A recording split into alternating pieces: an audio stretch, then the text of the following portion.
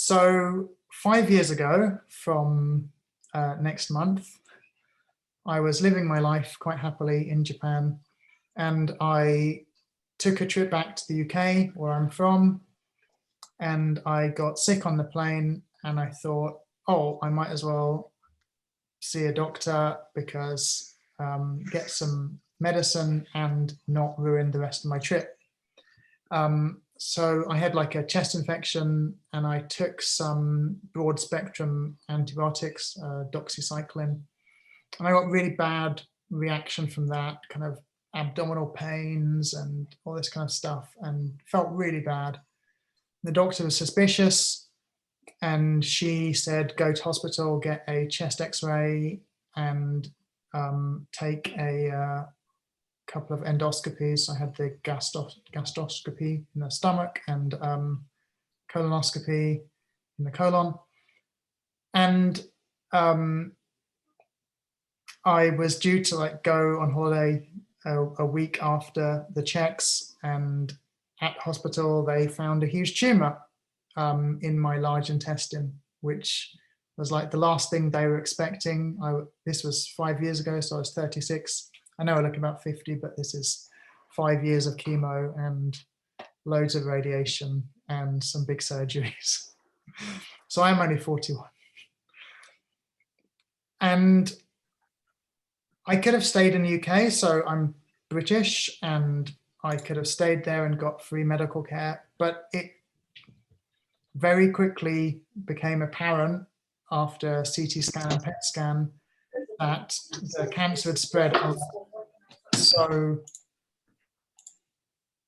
at the time of diagnosis, when they found the cancer, it was already in my liver, in a load of lymph nodes, and also in this thing that I didn't know existed called the peritoneum, the abdominal membrane that helps your organs like slide around when you're walking and stuff like that. It's kind of important. And a little bit of Googling said I had 7 to 9 months to live with surgery and chemo. So assuming the treatment was all fine, it would be likely I'd have about 9 months. We can now go back and recalculate that, and it looks like it's about 15 months. So the reason for that is that the life expectancy, so they often talk about this thing called median overall survival, that's calculated on the previous 5 years, generally in most countries. So 5-year tracking data, 5-year survival data. So what that was saying was people who were in my situation in 2011, most of them didn't make it to 2016. But we can now kind of go back and say, well, actually people in 2016 in Europe, in my situation, lived about 15 months. That was not really long enough for me to live because like many people, I wasted the first 36 years of my life. So I wanted to live, and fortunately, a week after the terminal cancer diagnosis, I met up with a friend who I think some of you know, Eben Upton. He's behind a company called Raspberry Pi that makes a little computer for kids, very awesome computer. And Eben told me about the people alive in 2016 who were in the first wave of HIV in the 1980s. And he said that a whole bunch of people had HIV in the 1980s, and a few of them got the early drugs, and a few of those survived to get the next drugs, and a few of those survived to get the next drugs. So with terminal cancer, it's like that, that joke about the two hunters in the jungle, and a lion's coming, and one of the hunters quickly gets her stuff and starts running off. And the other hunter says, you can't outrun a lion, where are you going? And she says, well, I can outrun you. So with terminal cancer, what we're always trying to do is get to the next wave of treatments. And I found this out because of talking to Eben and then talking to NHS doctors and ex-NHS doctors. So NHS is the National Health Service in the UK, used to be greatest health service on earth, possibly not now. And I talked to people about what was likely to happen and what options were available, and it was just very clear there were no options available for me in the UK. But a retired doctor told me about this thing called immunotherapy. Now, I must say that what we call immunotherapy in the UK is not what the rest of the world calls immunotherapy. When people in the UK talk about immunotherapy, they generally mean these molecular targeted treatments, generally monoclonal antibody, what are they called, Smiz? So if you unmute me, you can. So they're like what are they called? Monoclonal antibodies, yeah. Yeah, okay, cool, thanks, Sarah. So these are just basically drugs that somehow mimic what the immune system does. So these things, molecular targeted therapies. So this retired NHS doctor was saying, you know, if I wanted to live, I needed to get to the US or another country where there's a lot of what he was calling immunotherapy. And I looked at what was available in Japan, and these treatments are standard in Japan. So for colon cancer, that's drugs like Erbitux and Vectibix that target epidermal growth factor receptor, which is the thing that makes like your skin grow. And because of that, these drugs have horrific skin side effects. Vectibix is a brand name. The generic name is panitumumab. The mab bit means it's a monoclonal antibody.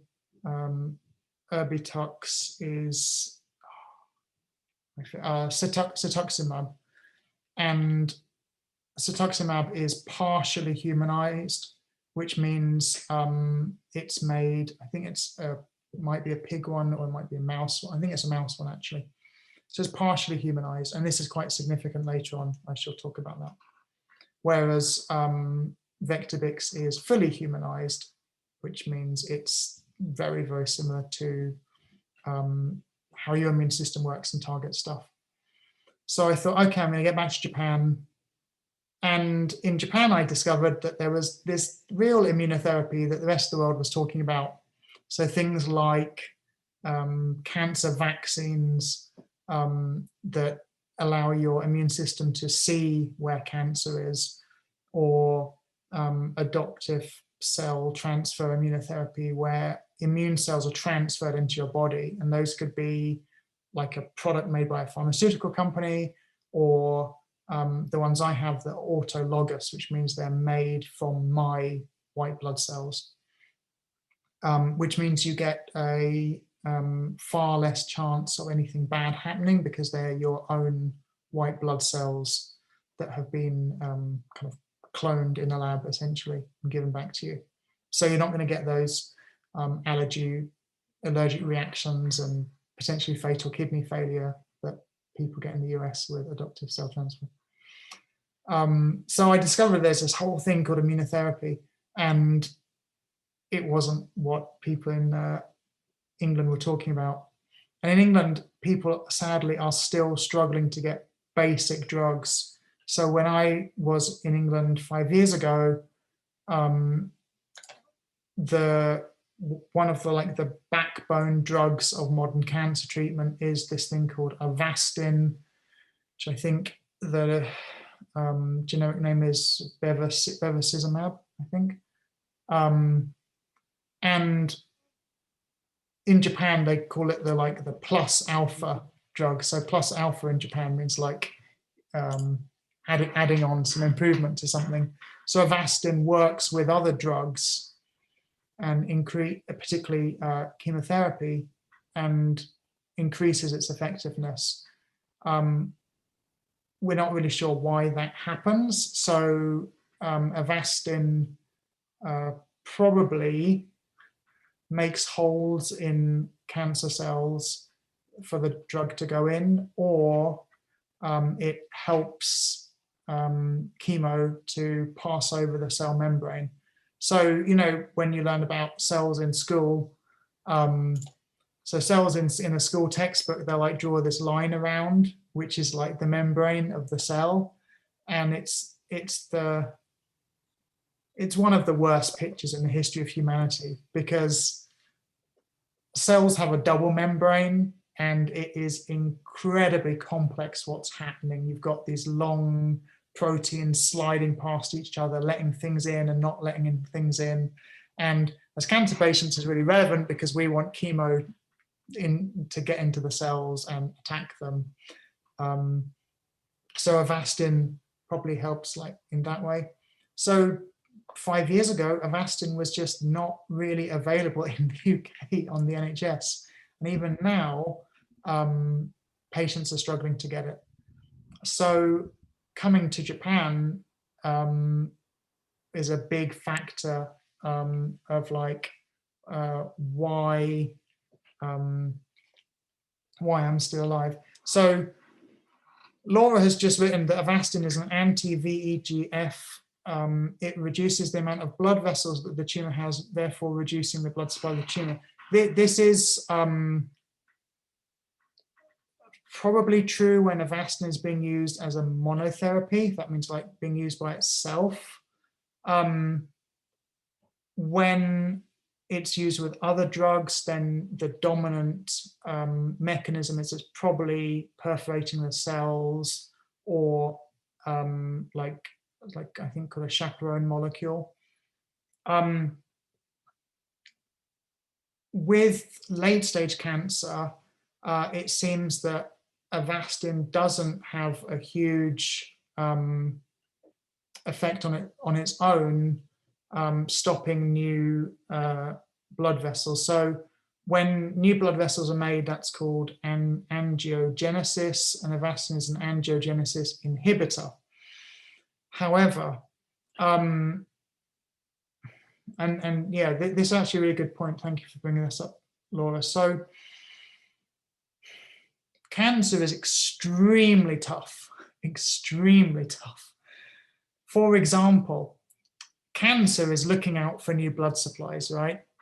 And trying to make them. And if you inhibit that with an anti-angiogenesis drug like Avastin, cancer will not give up easily. So one of the things that it says in old textbooks is like cancer cells are like ignoring signals about growing and dying, and like are poorly differentiated and don't kind of turn into other stuff. But now we have evidence that if you don't allow cancer to form a blood supply through angiogenesis, it will differentiate and actually make capillaries. If it can't do that, we now know that it will make channels in the tumor. So a human cell needs to, or any cell in fact, needs to be, I think it's like within 5 cells of a blood supply. And you know, cancer cells want blood and oxygen as much as any other cells. So there's now kind of like a microscopy images of where like cancer tumors have formed channels in the tumors to make sure that the cells are within a short distance.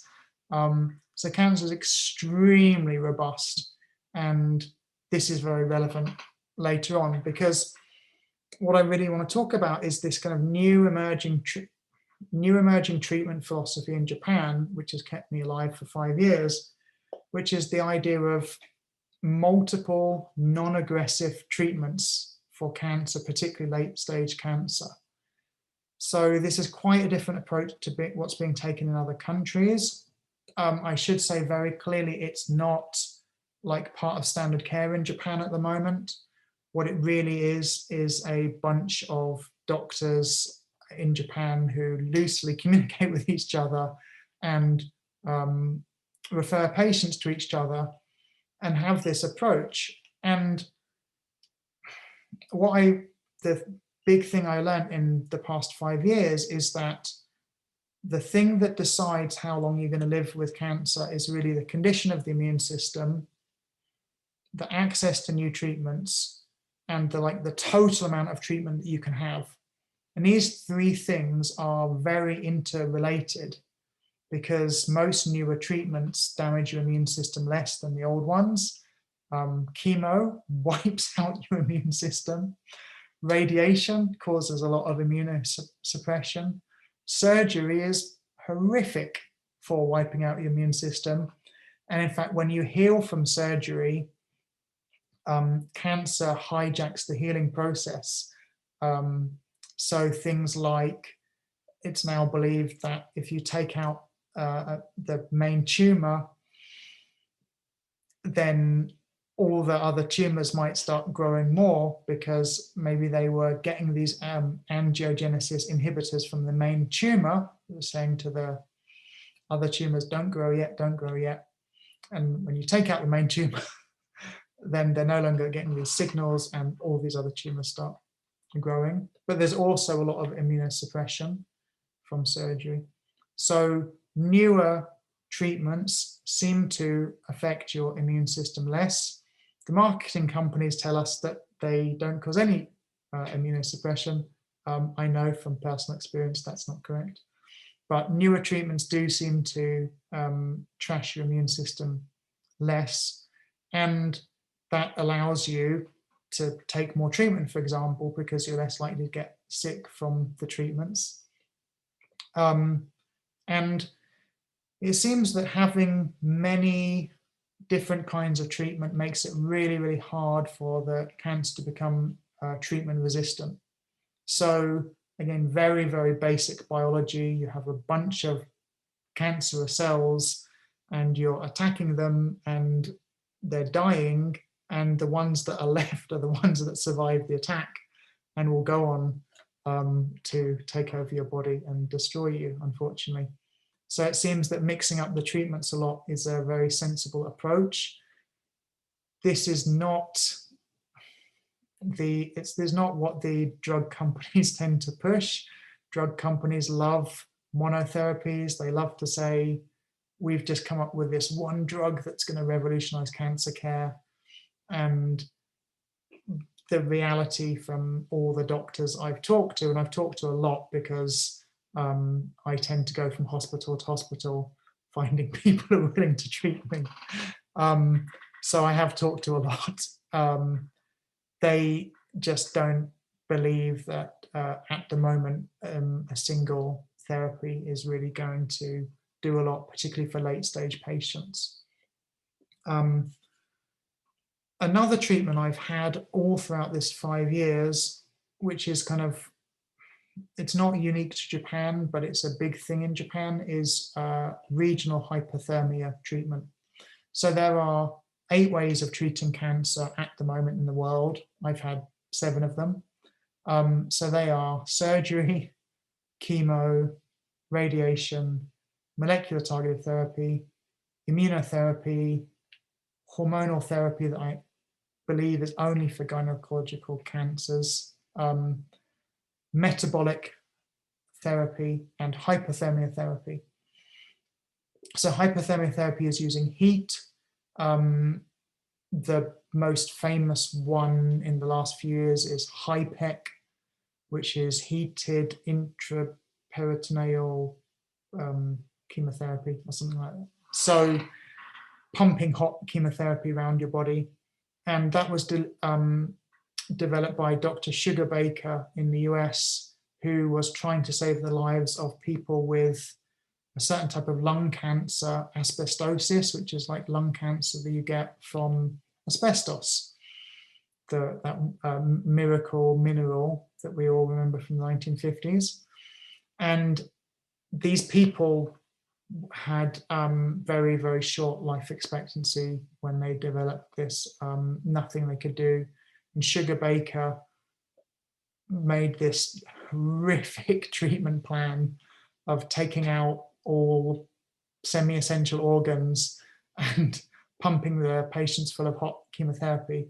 And he started getting them to live for years instead of months. So that's one example of hypothermia, but it's a whole branch of oncology, just as immunotherapy is now a whole emerging branch of oncology. People talk, particularly in the US, it's talked about as like, it's a drug, and they say, sorry, you can't have immunotherapy, it doesn't work for your genetic type, which is nonsense. Immunotherapy is a massive emerging branch of oncology. So hyperthermia therapy, you could include things like ablation, so things like radiofrequency ablation, which is very popular for liver tumors. So that's often done by a radiologist because it's scanner guided, so they might be doing ultrasound, and they stick big long needle in your liver into the tumor and heat it up, and that's going to ablation temperatures, so like temperatures that like the tumor burns away. The ones I've been having, regional hypothermia, is heating to fever temperatures. And this is really, really interesting because there's a long history in medical literature of patients having fevers and it seeming to help, at least temporarily. And the research in Japan, and I think also it's happened quite a lot in Germany, hypothermia is part of standard care in Germany for cancer, that heating tumors has a lot of very good effects. So cancer is not good at repairing itself. When you heat cells, they get damaged. And if you heat healthy cells, when the heat is removed, within like 20 minutes, they start repairing themselves. Just the same as radiation. Like when you have radiotherapy, 20 minutes or so after the beam is switched off, your healthy cells are going to start sorting themselves out. And fortunately, the cancer cells are very bad at self-repair. So hypothermia attacks cancer cells directly, which is nice. It also causes the cells to make these things called heat shock proteins. So they make like these proteins on the surface of the cell as a response to the heat. And heat shock proteins, there's a huge number. And for some reason, I don't know why, but they're classified by size.